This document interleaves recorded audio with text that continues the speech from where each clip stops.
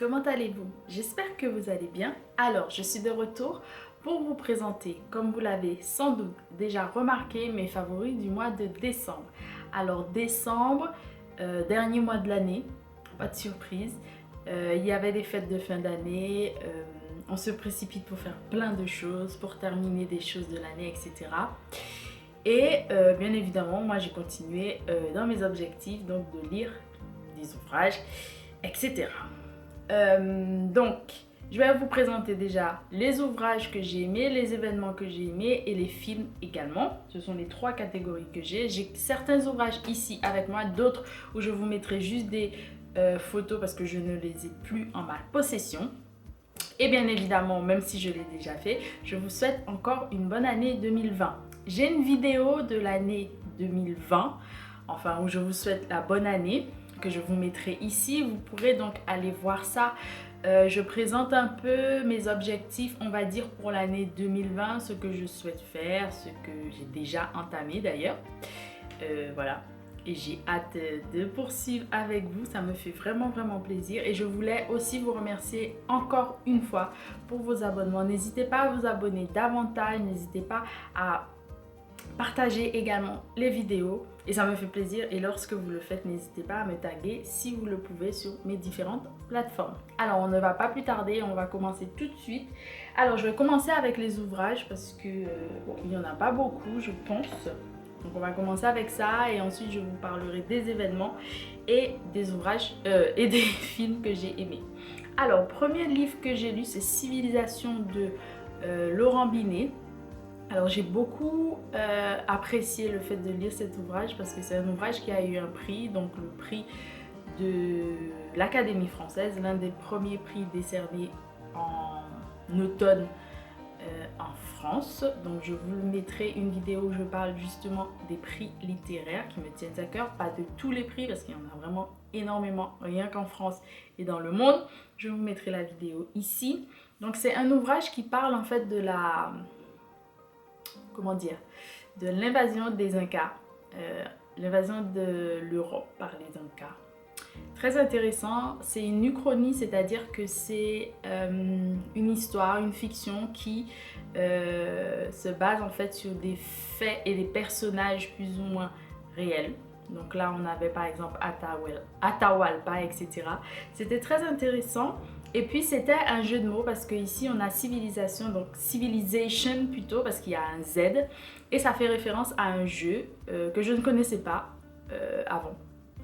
C'est un jeu en fait un peu où, peut-être un jeu de rôle où on doit créer en fait un pays, un univers et tout, et jouer à ça. Et en faisant ça, en jouant à ce jeu, l'auteur a décidé de faire un ouvrage comme ça. Et moi j'ai trouvé ça intéressant parce que c'est ce que j'ai retrouvé en lisant l'ouvrage. Il y a beaucoup de rappels avec l'histoire bien évidemment de l'Amérique et également de Anacaona, la déesse, j'appelle déesse mais elle a vraiment existé, donc c'est un personnage plutôt de l'histoire d'Haïti notamment.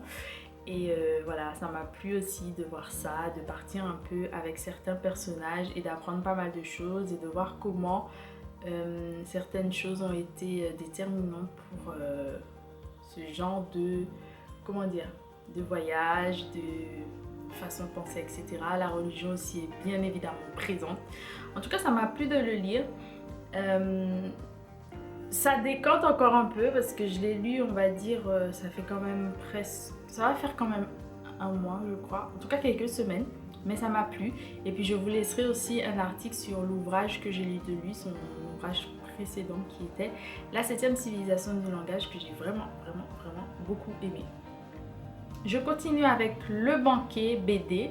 Je vous mettrai une image ici. J'ai feuilleté cet ouvrage parce que ça m'intéressait de savoir. Donc, c'est une bande dessinée. Et ça m'intéressait de savoir comment ils avaient pu adapter Le Banquet donc de Platon en bande dessinée. Il y a d'autres œuvres de Platon qui ont été évoquées comme La République, etc. dans cet ouvrage.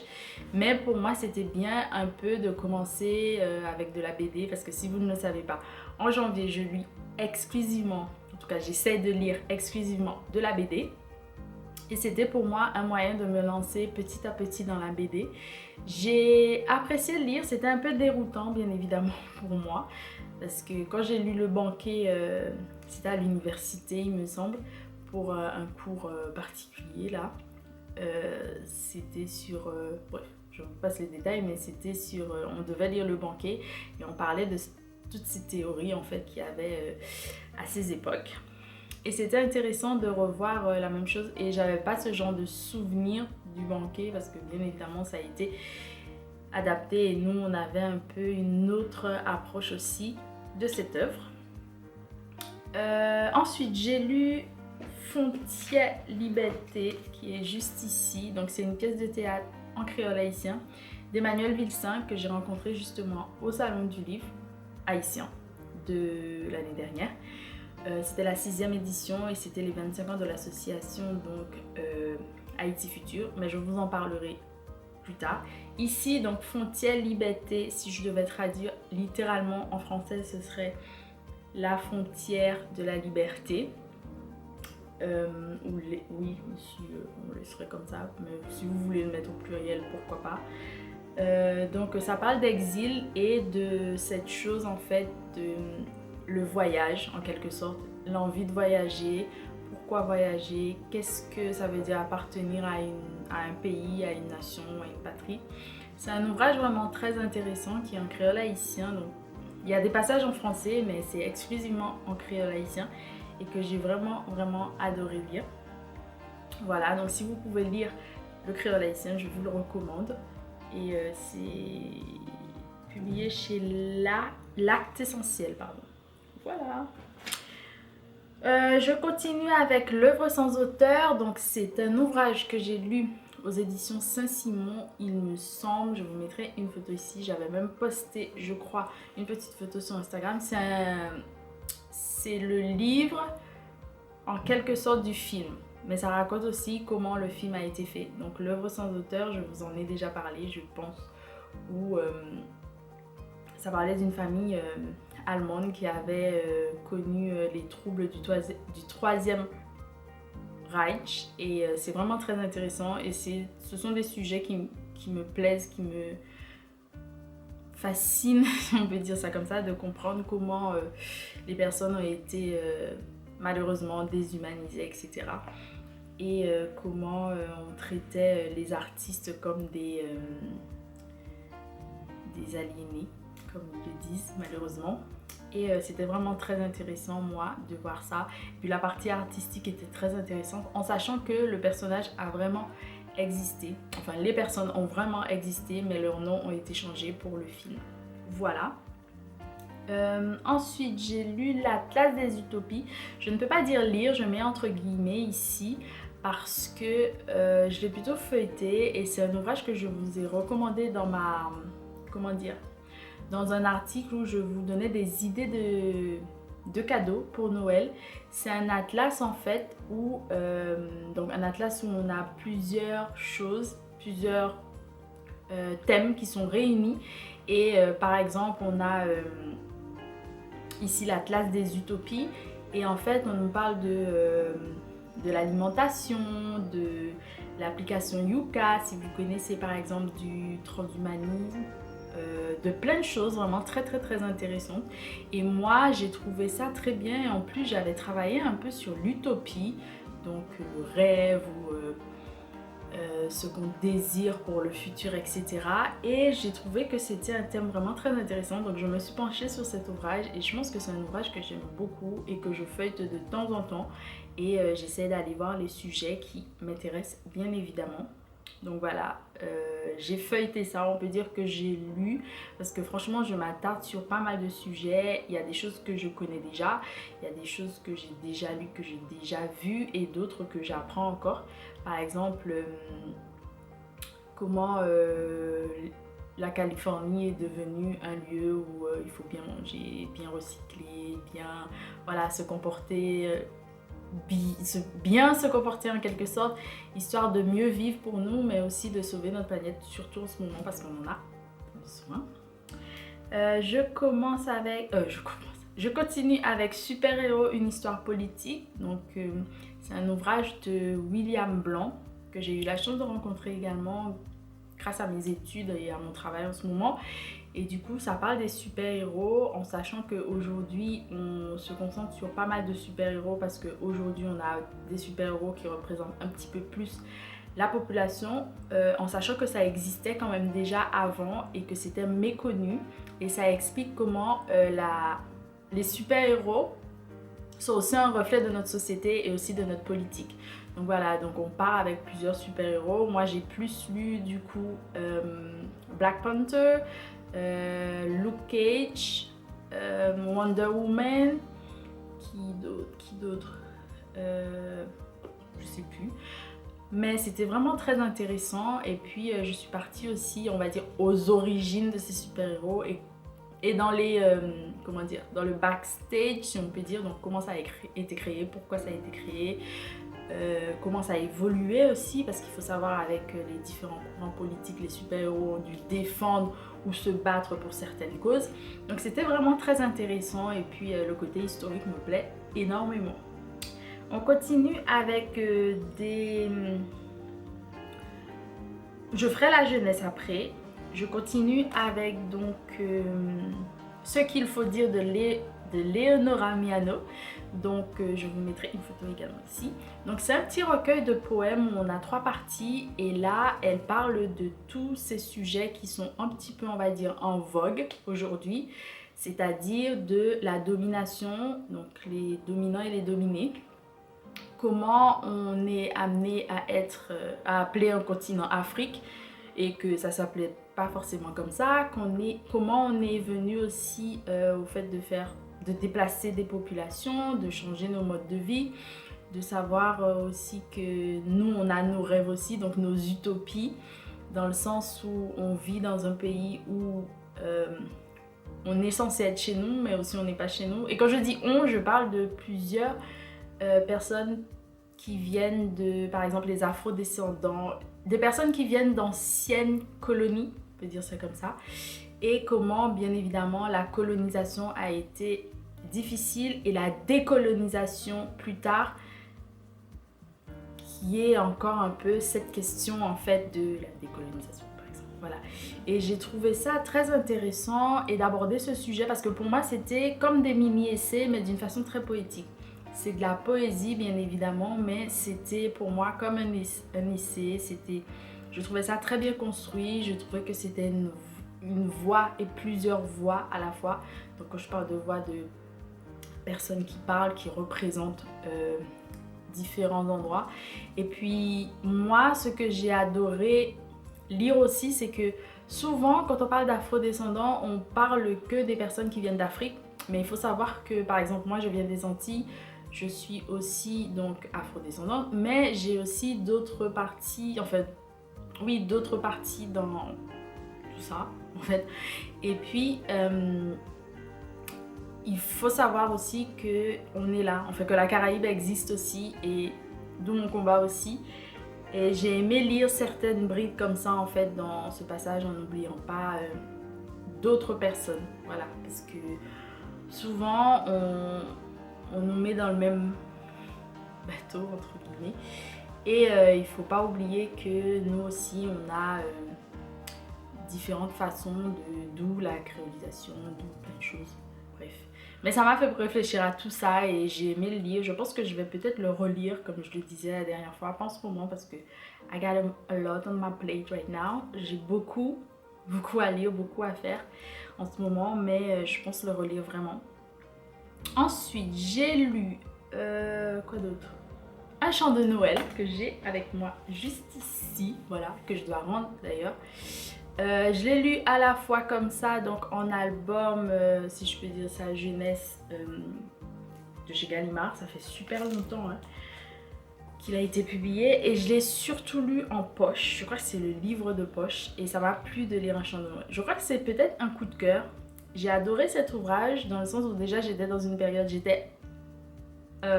pendant la période de Noël et après aussi, jusqu'au Nouvel An presque. J'ai terminé le 31 je crois.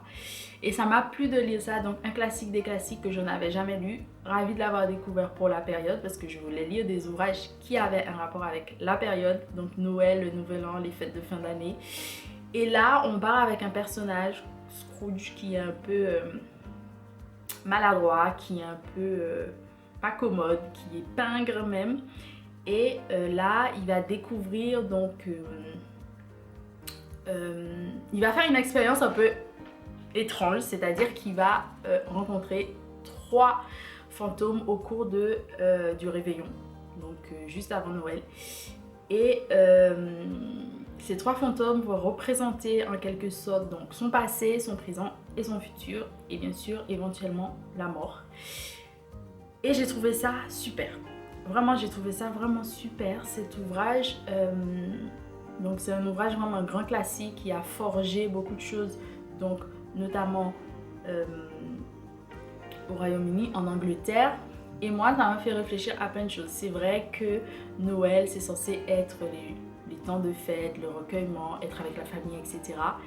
Mais ça fait aussi réfléchir à tout ce qu'on a à accomplir, notre rôle de citoyen, notre rôle de personne, tout simplement. Et moi, ça m'a vraiment secoué de lire ce genre de choses parce que c'est vrai qu'on a tendance à cette période de revenir sur son passé, qu'est-ce qu'on a fait, qu'est-ce qu'on a pu accomplir pendant l'année ou encore pendant sa vie. On prend de l'âge, qu'est-ce qu'on a fait là dans notre présent aussi. Est-ce que notre présent, ce qu'on est, ce qu'on fait actuellement nous plaît et qu'est-ce qu'on sera demain? Et du coup, j'y ai réfléchi, pas personnellement pour moi parce que je pense que tout le monde le fait, que ce soit à la période de Noël ou pas. Je pense qu'on le fait à un moment de notre vie. Et moi, je me suis posé ces questions en tant que enfant du monde, on va dire. C'est-à-dire pas que dans mon rôle de citoyenne, pas que dans mon rôle de personne, moi, mais j'ai pensé aussi pour l'humanité, pour ma communauté, pour mes communautés, pour mes pays. Qu'est-ce que je fais? Qu'est-ce que je devrais faire? Et franchement, j'ai vraiment aimé lire ça. J'ai lu en français, il y avait des explications aussi qui nous permettaient de remettre les choses en contexte. Ça m'a fait comprendre pourquoi, à quel moment le Boxing Day a commencé à exister. Je crois que c'était en 1871. Pourquoi voilà. Et toutes ces petits points culturels aussi qui sont propres qu'au Royaume-Uni par exemple, ou à l'Angleterre, et comment on comparait aussi les différentes contrées, notamment avec les États-Unis, etc. Mais c'était vraiment intéressant. Certaines personnes n'ont pas aimé. Moi, je pense que j'ai beaucoup aimé. Je pense que je vais peut-être le relire aussi à un autre moment de ma vie, ou peut-être j'aurai peut-être une autre approche justement. Voilà. J'en ai beaucoup dit, mais je crois que c'est un coup de cœur. Restez connectés d'ailleurs pour voir ma vidéo des tops de 2019, les ouvrages que j'ai adorés. Voilà. Et enfin, je vais terminer du coup avec la jeunesse. Donc j'ai lu Bébé Cadom et Caca Boudin parce que ça faisait longtemps que j'avais pas lu ce genre de choses. C'est de Blake aux éditions L'École des loisirs. Donc il y a les cartonnés, il y a les souples, vous pouvez tout retrouver. Donc pourquoi j'ai lu ces classiques? Parce que en travaillant, je rangeais cette partie en fait. Il y avait du réassort et je révisais en fait les œuvres que, par exemple les Trois Brigands par exemple, en fait, voilà. Je relisais les classiques on va dire de notre enfance. Si toutefois vous avez eu ce genre de lecture étant plus jeune, parce que moi par exemple j'en ai eu certaines et pas d'autres parce que à l'école bien évidemment les classiques étaient des classiques plutôt français, si on peut dire ça, ou européens entre guillemets, parce que par exemple les Trois Brigands, je crois que l'auteur est allemand. Je crois qu'il s'appelle Heidegger, un truc comme ça. Je sais plus, bref. Pardonnez mon... Hein, voilà, ça arrive. Et voilà, je lisais ces petits classiques et puis pour en parler, réviser quoi, voilà.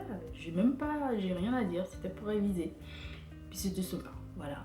Je vous invite à aller les lire si vous voulez en librairie ou en médiathèque, bibliothèque. Hein. Classique de chez Classique, je crois. Et j'ai lu Les Petites Mains de Hazan et de Bourgeault. C'est un petit livre, petite enfance, donc les pages sont assez robustes, voilà.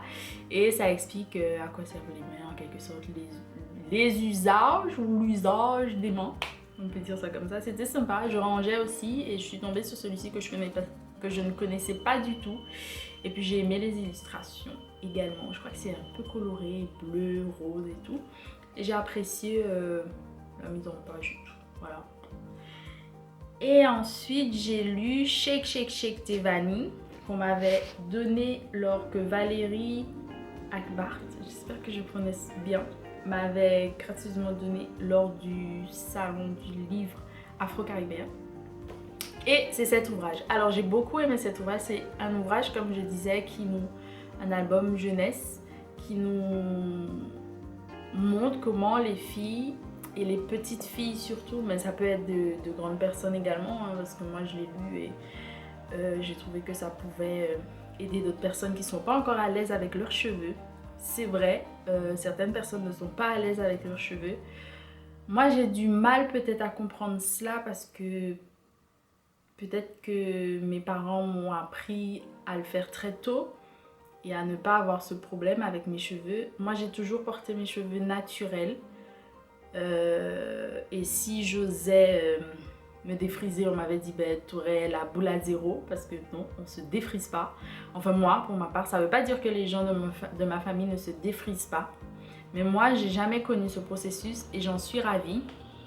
Donc j'ai passé toute ma vie avec des cheveux comme ça. Là on les voit pas mais les cheveux crépus. En étant plus jeune, ma mère elle les lissait.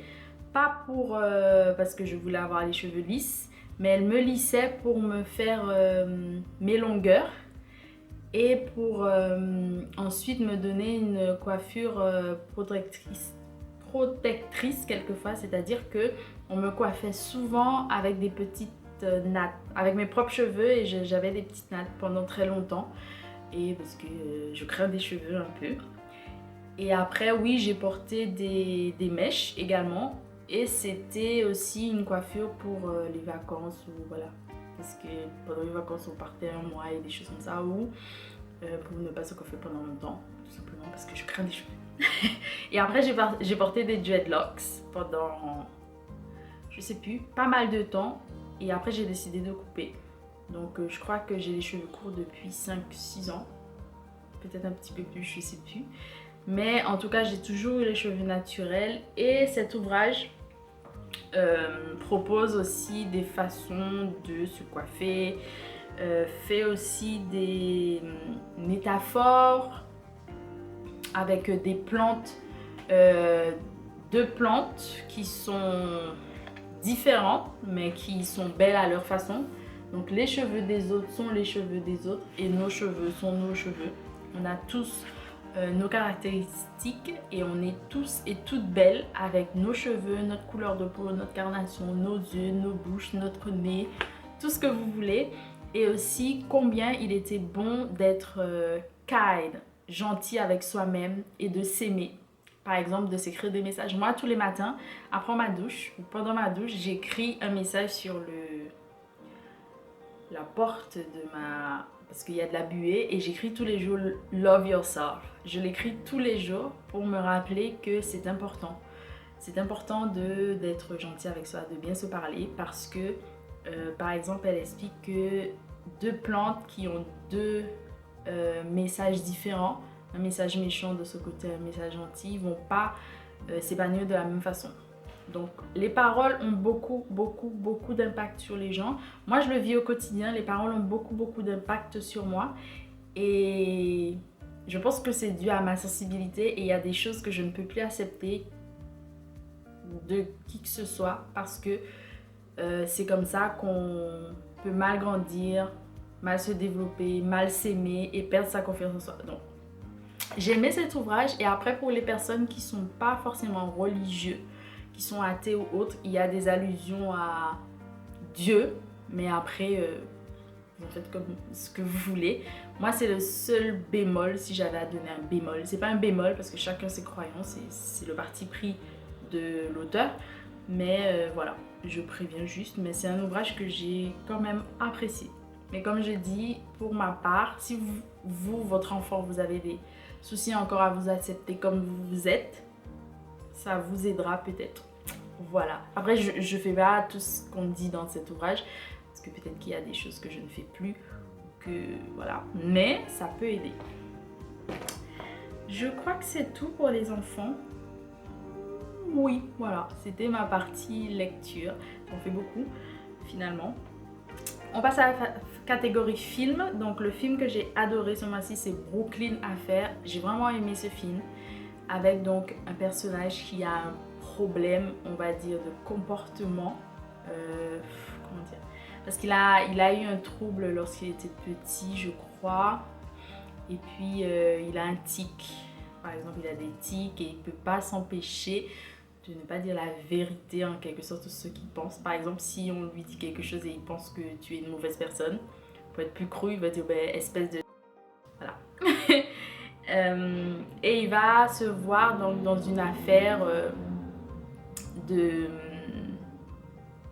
Une affaire, oui, à New York, il me semble, ou à Brooklyn, où il y a un problème en fait où on veut déloger des gens pour surtout les personnes noires et on veut pas non plus les laisser avoir des logements tout simplement parce qu'il est prévu par le gouvernement et autres de faire autre chose sur ces terres. Enfin bref, je trouve que c'est un sujet très actuel, allez vous renseigner dessus. J'ai vraiment beaucoup aimé et puis ça fait remonter pas mal d'autres choses en fait, je pense. Donc voilà, donc c'était vraiment un coup de cœur. Je crois que c'est le seul coup de cœur du mois. Il faut dire aussi que le mois de décembre a été un peu compliqué ici en France. Donc j'ai pas tellement été au cinéma. J'ai vu à tout casser peut-être 4-5 films. Mais celui-là, il est vraiment à retenir. Après pour les enfants, si j'ai un autre film que j'ai aimé, c'est La Famille Adams quand même. Je tiens à le dire parce que c'est un truc que moi j'aimais beaucoup lorsque j'étais très jeune. Et j'ai été voir l'animation qui est sortie récemment. Donc si vous voulez emmener vos enfants voir un petit film sympa, ça peut être sympa. Voilà. Et les événements ou l'événement qui a plus marqué mon mois de décembre, c'était le 1er décembre en fait. Donc le salon du livre haïtien où c'était donc à cheval entre le 30 novembre et le 1er décembre. Je vous mettrai le vlog juste ici si vous ne l'avez pas encore vu. Et puis je vais vous laisser ici pour mon wrap-up de décembre, donc tout ce que j'ai lu en décembre et mes favoris du mois. Voilà, bon ben j'espère que cette vidéo vous plaira. Elle est un petit peu longue, j'espère que vraiment ça vous aidera aussi à vous faire des avis sur des choses. N'hésitez pas à me passer des petits commentaires ou autres, n'hésitez pas aussi à me suivre sur les réseaux sociaux et puis je vous souhaite un bon mois de janvier. J'espère vous revoir très bientôt pour de nouvelles vidéos et n'hésitez pas à aller voir les autres vidéos que je vous propose ainsi que les articles que je vais vous laisser en barre d'infos et je vous dis à très bientôt pour de nouvelles vidéos sur ma chaîne. N'oubliez pas de vous abonner également. Je vous embrasse fort. Bisous.